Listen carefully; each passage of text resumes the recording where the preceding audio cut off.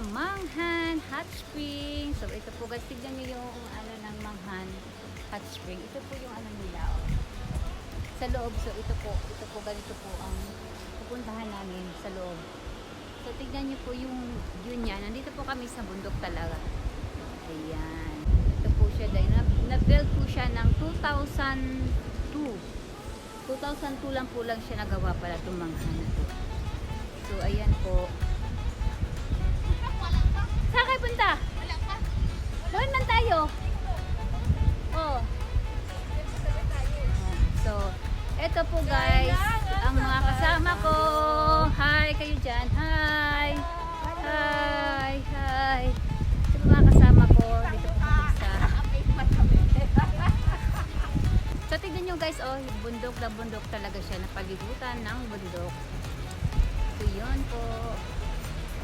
Samahan niyo po kami dito sa Manghan Hot Spring ng Chichibu. So, tignan mo yung ano, oh, Sakurayama, yung flower. Mayroon na. May flower na yung Sakurayama. Oh, sige na. So, ayan na po guys ang Manghan Hot Spring. So, ito po. So, ito po guys, tignan nyo, ang ganda po. So, yan. Ito po siya guys. Ayan. Ayan, ito po yung Manghan. Ito po yung take, ang ganda. Ito po, overlooking po siya. So, ayan po guys. Ayan. Ayan. So, yun. Yun po guys, salamat.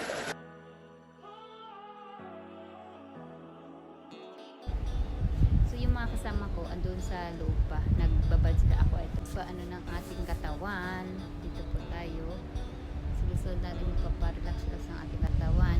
So guys, ito po yung tinatawag nilang Sakurayama. Ayan. Ayun, namumulaklak na siya yung puting yan. Yun yung tinatawag na Sakurayama. Namumulaklak siya dito sa bundok. Yung yama is, ibig sabihin yun is bundok.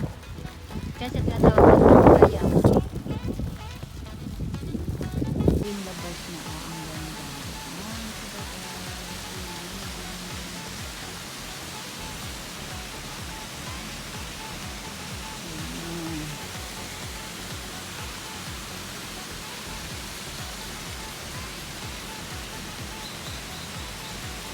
Linaw-linaw ng tubig galing sa bundok.